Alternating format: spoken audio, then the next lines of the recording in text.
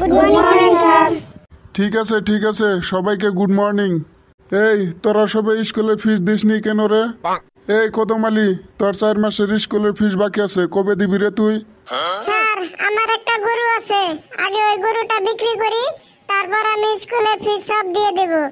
এই গোলাপি, তোর আবার কি খবর রে? তোরও তো স্কুলের ফিস বাকি আছে, তুই আবার কবে দিবি? স্যার কদম আলী গরুটা বিক্রি করলে আমি স্কুলের ফিস সব দিয়ে দেব। কদম আলী গরু বিক্রি করলি তুই স্কুলের ফিস দিবি, তার মানে কদম আলীর গরু বিক্রির সাথে তোর স্কুলের ফিসের কিসের সম্পর্ক রে? স্যার আমি কদম আলীর কাছে টাকা পাই, কদম আলী গরু বিক্রি করে আমার টাকা ফেরত দিলে আমি ঠিকই স্কুলের ফিস দিয়ে দেব। বাবা রে, কালু তোর কি খবর? তোরও তো স্কুলের ফিস বাকি আছে। স্যার কদম আলী গরুটা বিক্রি করলেই আমিও আমার স্কুলের ফিসটা দিয়ে দেব। তুইও কি কদম আলীর কাছে টাকা পাস তাই নাকি? না স্যার, কদম আলী গরুটা বিক্রি করলেই আমি ওর কাছে টাকা ধার নিব, তারপর আমি স্কুলের ফিসটা দিয়ে দেব। কি সাংঘাতিক বাবা রে। ওই কদম আলী, তোর গরুটা তাড়াতাড়ি বিক্রি করে দিস তো। হ্যাঁ স্যার, আপনি কোনো চিন্তা করবেন না, অল্প দাম পাইলে আমি গরুটা বিক্রি করে দেব। হ্যাঁ, কথাটা যেন মন থাকে, যা দাম পাস তাই গরুটা তাড়াতাড়ি বিক্রি করে দিস। নে এবার ওসব কথা বাদ দে, এবার তোদেরকে কটা প্রশ্ন ধরি। নে এবার বল। ওই বল্টু, তুই দাঁড়া। হ্যাঁ স্যার দাঁড়িয়েছি, কি বলবেন বলেন। তুই এবার বল, 1 কেজি আপেলের দাম 100 টাকা হলে তাহলে আধা কেজি আপেলের দাম কত হবে? স্যার 1 কেজি আপেলের দাম যদি 100 টাকা হয় তাহলে আধা কেজি আপেলের দাম 40 টাকা হবে স্যার। বলিস কি, তুই তো দেখি কিছুই জানিস না। 1 কেজি আপেলের দাম 100 টাকা হলে আধা কেজি আপেলের দাম 40 টাকা কিভাবে হয়? স্যার আমি আপেল আলার সাথে দামাদামি করে 1 কেজি আপেলের দাম আমি 80 টাকা করে ফেলবো স্যার, তখনই তো আধা কেজি আপেলের দাম 40 টাকা হয়ে যাবে স্যার। কি সাংঘাতিক উত্তর রে বাবা, তুই দাঁড়িয়েই থাক। এই কালু, তুই দাঁড়া। তুই বলতো দেখি, নাচপতিকে ইংলিশে কি বলে? নাচ মানে তো ড্যান্স আর পতি মানে তো হাজবেন্ড। স্যার তাহলে নাচপতির ইংলিশ হবে ড্যান্সিং হাজবেন্ড। তুইও দাঁড়িয়ে থাক, তোর আর বসতে হবে না। তুইও বান্দর গোনার লগে থেকে তুইও নষ্ট হয়ে গেলি। স্যার একটা কথা বলবো, মারবেন না তো আবার আমাকে? কি কথা বল, মারার মতো কথা হলে মারবো। স্যার আপনি তো প্রতিদিন সবাইকে প্রশ্ন ধরেন, তাহলে আজকে আমি আপনাকে প্রশ্ন ধরবো, আপনাকে উত্তর দিবেন? বল কি প্রশ্ন, তাড়াতাড়ি বল। স্যার একটা বাঁদরের সামনে 5টা কলা ছিল, কিন্তু বাঁদরটা একটা কলাও খেতে পারলো না, কেন? আমাকে এসব কি বাচ্চা ছেলেদের মতো প্রশ্ন করছিস? এসব তো বাচ্চাদের প্রশ্ন। স্যার উত্তর বলুন না, বাঁদরটার সামনে 5টা কলা রাখা ছিল, কিন্তু কলা খেতে পারলো না কেন? কারণ কলা সব প্লাস্টিকের কলা ছিল, তাই বাদরটা কলা একটাও খেতে পারলো না, বুঝলি? স্যার আপনার উত্তরটা হয়নি। কেন হয়নি উত্তরটা? স্যার কলা সব অরিজিনালি ছিল, কিন্তু বাঁদরটা প্লাস্টিকের ছিল। খুব পাকা হয়ে গেছিস তাই না? চুপচাপ বসে থাক। স্যার আমি একটা আপনাকে প্রশ্ন ধরবো। তুই আবার কি প্রশ্ন ধরবি? বল, তাড়াতাড়ি বল।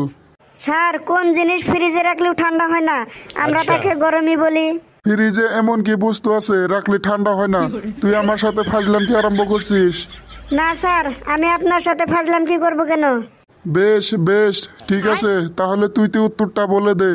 স্যার সেটা বস্তুটা হলো গরম মশলা, সেটা ফ্রিজে রাখলেও ঠান্ডা হলেও তাকে আর ঠান্ডা মশলা বললে না, আমরা সবাই মিলে গরম মশলাই বলি। তুই বেঞ্চের উপরে দাঁড়িয়ে থাক, তোর আর বসতে হবে না। স্যার আমি একটা প্রশ্ন করব। তুই আবার কি প্রশ্ন করবি? প্রতিদিন বেঞ্চের উপরে দাঁড়িয়ে থাকস, তোর আবার প্রশ্ন কিসের? স্যার বল্টু তো বেঞ্চের উপরে দাঁড়িয়ে আছে, তাহলে ও প্রশ্ন করলে আমি প্রশ্ন করব না কেন? আচ্ছা ঠিক আছে, কি প্রশ্ন ধরবি ধর। স্যার বলেন তো, কি খেলে পেট ভরে না? এসব কি প্রশ্ন রে বাবা? ঠিক আছে, উত্তরটা তুই বলে দে। স্যার কসম খেলে পেট ভরে না। মার খেলেও কিন্তু পেট ভরে না, তাইলে তুই চুপচাপ দাঁড়িয়ে থাক। আমার কিন্তু রাগ তুলবি না, নইলে কিন্তু আমি হার্ট স্ট্রোক করে মরে যাব। নে এবার তোদেরকে ইতিহাস থেকে কটা প্রশ্ন ধরি। ওই গোলাপি, তুই বলতো দেখি, ভাস্কো ডা গামা ভারতে প্রথমে তার প্রথম পাওটা রাখার পর কি করেছিলেন?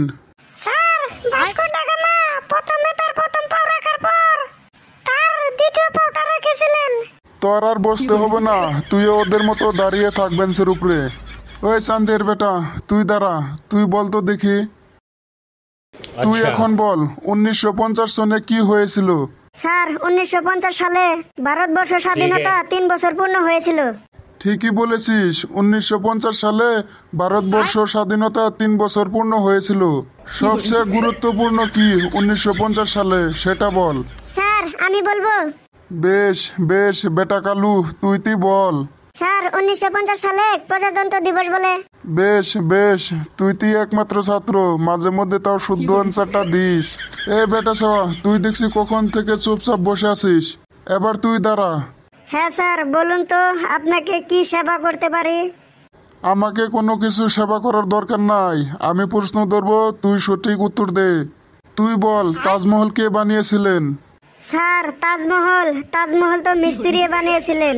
হ্যাঁ সেটা আমি জানি, তাজমহল মিস্ত্রি বানিয়েছিলেন, কিন্তু তাজমহলটা কে বানিয়ে জন্য আদেশ দিয়েছিলেন? স্যার মিস্ত্রিকে ঠিকাদার মানে কন্ট্রাক্টর বানানোর জন্য আদেশ দিয়েছিলেন। আহা, আমি বলতে যাচ্ছি তাজমহলটা কোন সম্রাট বানিয়েছিলেন? স্যার সম্রাট শাহজাহান তাজমহল বানিয়েছিলেন। সম্রাট শাহজাহানের নামটা তো এক চান্সে বলতে পারতি। স্যার আপনি তো এক চান্সে বলতে পারতেন তাজমহল কোন সম্রাট বানিয়েছেন। কি সাংঘাতিক ছাত্র রে বাবা। এই তোরা সবে বলতো পানিপথের যুদ্ধের বিষয়ে কে কি বলতে পারবি? কিরে সবাই চুপচাপ আছিস যে? এই কদম আলী, তুই বল পানিঘাটের যুদ্ধের সম্পর্কে। স্যার আপনি আমাদেরকে শিখিয়েছেন যে অহিংসাই পরম ধর্ম, তাই আমি ওই যুদ্ধ শুদ্ধ পড়িও না, কোনো শুনিও না। যুদ্ধ থেকে সবসময় দূরে থাকার চেষ্টা করি স্যার। তুই তো দেখি একবারে বান্দর প্রো ম্যাক্স হয়ে গেছিস। আরো কেউ আসা কি পানিপথের যুদ্ধের বিষয়ে কে কিছু বলতে পারবি? স্যার আমাকে যদি বলতে দেন আমি একটু একটু বলতে পারবো। আচ্ছা ঠিক আছে বেটা সাওয়া, তাহলে তুই বল। বলছি স্যার বলছি, মাটিতে জল দেওয়ার সময় নদী থেকে যে খাল কাটা হয় তাকেই বলে পানিপথ বা জলের পথ। যে পথ দিয়ে নদী থেকে পানি জমিতে বা মাটিতে আনা হয় তাকে পানিপথ বলে। বহুদিন আগের কথা, আমাদের জমিতে চাষবাসের জন্য নদী থেকে একটা খাল কাটা হয়েছিল, আর সেই খাল দিয়ে পানি এসেছিল। আর সেই খাল কাটার সময় আমাদের চান্দিয়ের বাবা খাল কাটতে বা পানিপথ তৈরি করতে চান্দিয়ের বাপের বেটা, তখন আমার গ্রামের মানুষ আর চান্দিয়ের বাপের সাথে এক যুদ্ধ হয়েছিল। সেই যুদ্ধকে পানিপথের যুদ্ধ বলে। ঠিক আছে বাবা, তুই এবার বন্ধ কর, তোর মুখে থেকে আর আমি পানিপথের যুদ্ধ বিষয়ে কোনো কিছু শুনতে চাই না বাবা, তুই বন্ধ কর। তোর কথা শুনে এখন আমার মাথাটা গেল। তো বন্ধুরা, আমার পানিপথের যুদ্ধের বিষয়ে শুনে স্যার তো অজ্ঞান হয়ে গেল। আপনারা আমাদের চ্যানেলটা সাবস্ক্রাইব করে দেন। হাসতে থাকুন, সুস্থ থাকুন, যত বেশি হাসবেন তত বেশি সুস্থ থাকবেন। তো ভিডিও দেখতে থাকেন।